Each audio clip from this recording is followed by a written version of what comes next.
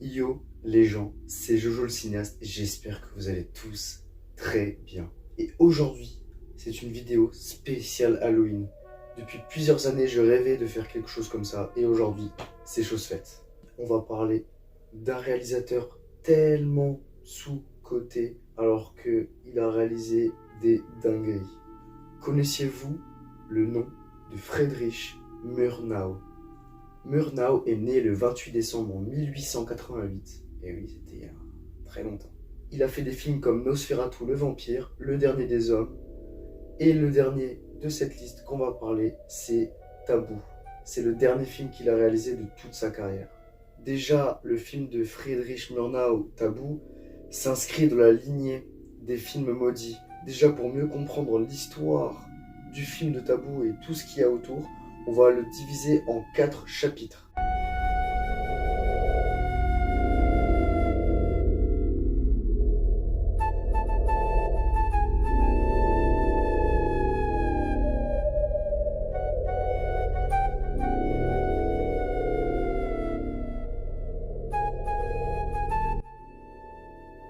Après y être arrivé d'Allemagne en 1926 pour tourner l'Aurore qui est sorti en 1927, un succès éclatant qui lui vaut l'affection du public et de la presse américaine. Il rêve déjà de s'échapper de cette cage dorée. Ses projets suivants, Les Quatre Diables, sorti en 1928, film considéré comme perdu, et City Girl, 1930, ont connu la grande pression de la Fox, qui, en plein avènement du cinéma sonore, exige des séquences sonorisées pour City Girl.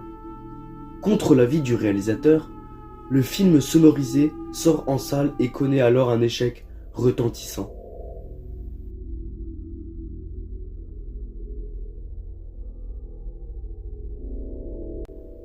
En 1929, Murnau est fatigué d'Hollywood. Il en a marre de ce succès, il a envie de changer d'air, il a envie de voir quelque chose de nouveau qu'il n'a jamais vu en fait auparavant. Il a envie tout simplement de changer de monde. Murnau, alors en pleine désillusion, décide de partir pour la Polynésie à bord d'un petit navire de croisière, le Bali, vers la liberté de création totale qu'il fantasme. Dans ses valises, le capitaine Murnau, qui a appris à conduire un bateau pour l'occasion, a apporté les récits d'exploration de certains de ses auteurs favoris. Joseph Conrad, Robert Louis Stevenson, Pierre Loti, qui relit abondamment le soir dans sa cabine en quête de description des îles qui pourraient influencer sa vision. Lorsque Murnau et Flaherty, un autre réalisateur qui l'a rejoint dans cette aventure, se retrouvent enfin, ce tandem créatif va passer des premières semaines de repérage idyllique en recherche de décors pour le tournage et d'inspiration pour le scénario qui reste à écrire. Végétation intacte et luxuriante, cocotiers, orchidées sauvages, fleurs du Berau, nombreux cours d'eau sur les côtés à l'intérieur des terres, symbiose des Polynésiens avec la nature et absence de pudeur, les deux artistes voient leur vision d'un paradis révolu, d'un jardin d'Éden, d'avant la corruption de la civilisation, prendre vie devant leurs yeux.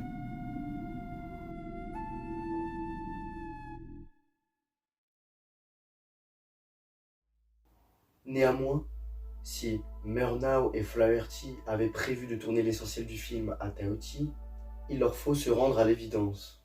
La marche impitoyable de la modernité importée par les colons français est passée par là. En dehors des zones côtières, le reste de l'île commence déjà à être envahi par les villes que le cinéaste cherchait à fuir. C'est alors que Murnau découvre un presqu'atoll, une île entourée d'un anneau de corail. Cette île se trouve à Bora Bora, qu'il décrit dans la revue du cinéma en juin 1931 comme « mon île », une pierre précieuse au milieu de la mer immense.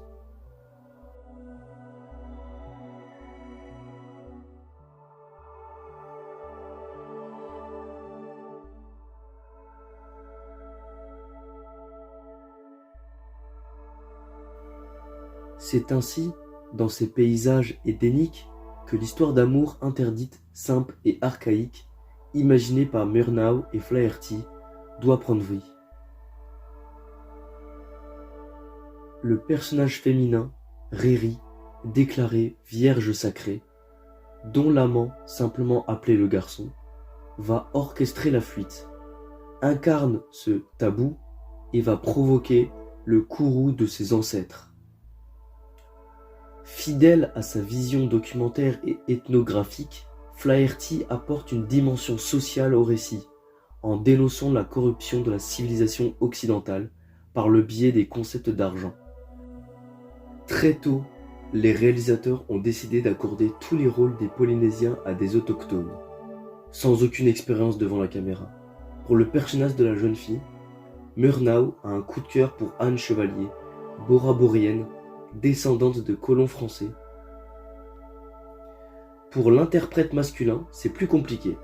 Le cinéaste allemand s'entiche, dans tous les sens du terme, de Meao, jeune polynésien qui lui sert de conseiller pour les aspects culturels du film, mais Flaherty impose Matahi, jeune Bora-Boréen, plus viril, qui a le bénéfice d'être un pêcheur aguerri, argument qui fait céder Murnau, avide de tourner des séquences de pêche traditionnelles au harpon.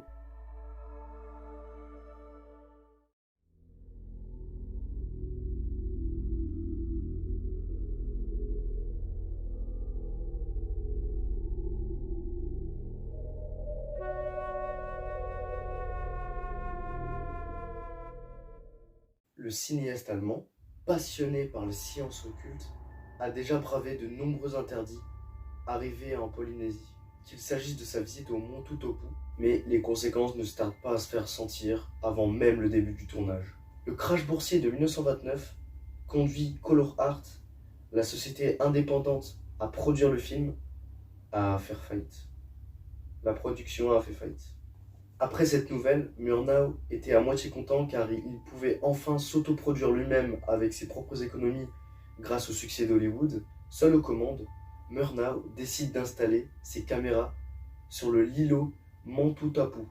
Il voulait installer ces caméras-là pour avoir des plans larges par rapport aux acteurs avec les cascades. Mais malheureusement, les autochtones, très superstitieux, l'empêcha de faire une bêtise.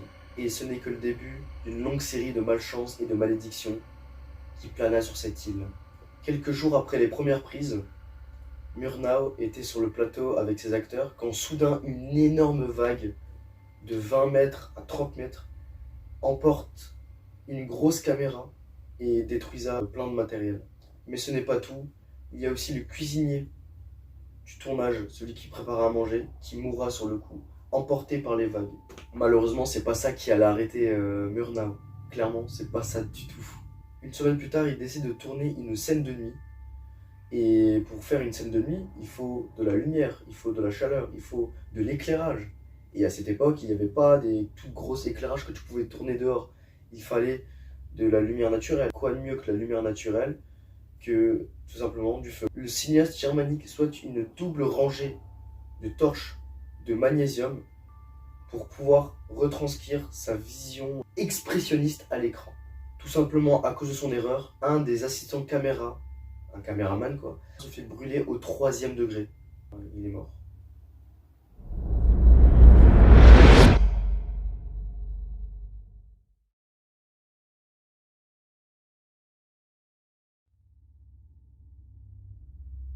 On peut s'étonner, au vu du récit, de telles péripéties que le film Tabou ait bien vu le jour. Cependant, le cinéaste n'assiste pas à la première de son propre film. Le 11 mars 1931, une semaine avant la projection qui devait réunir tout le gratin hollywoodien, il décède dans un accident de voiture, à 42 ans. Impossible aux esprits superstitieux de ne pas se souvenir des nombreux interdits qu'il a bravés et des malédictions proférées par le chaman Itu, qui jouait son propre rôle dans le film à son égard. Avec ses origines macabres, le film Tabou a laissé derrière lui tout un cortège de spectres. Parmi ses héritiers hantés par l'œuvre Testament de Murnau, de nombreux rushs de scènes de pêche traditionnelles filmés par le cinéaste ont été montés sous forme de documentaire par son frère. Ce film a été perdu durant la Seconde Guerre mondiale. Autre héritier maudit, Insel der Damen, comme on dit en français l'île des démons, le film suivant prévu par Murnau, à nouveau sur Bora Bora, finalement réalisé par Friedrich Dahlsheim et coécrit par un ami proche de Murnau, Walter Spice, peintre et musicien allemand, en 1942, ce dernier est condamné pour pédérastie et meurt noyé lorsque le navire néerlandais dans lequel il était transporté en prison est coulé par l'aviation japonaise. Encore une fois, l'ombre du tabou semble planer.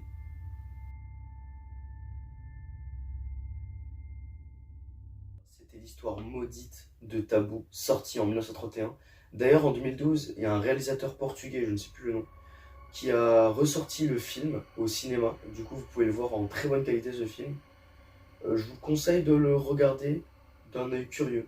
Il y a un documentaire que je vous souhaite de regarder sur YouTube sur tout ce qui a été étape par étape pour le film Tabou. Je vous le conseille. Je vous le mettrai dans la description de ma chaîne YouTube. Et vous pourrez voir comment s'est déroulé le tournage, comment la malédiction a commencé à planer sur le tournage et c'est devenu un mythe en fait, tout simplement.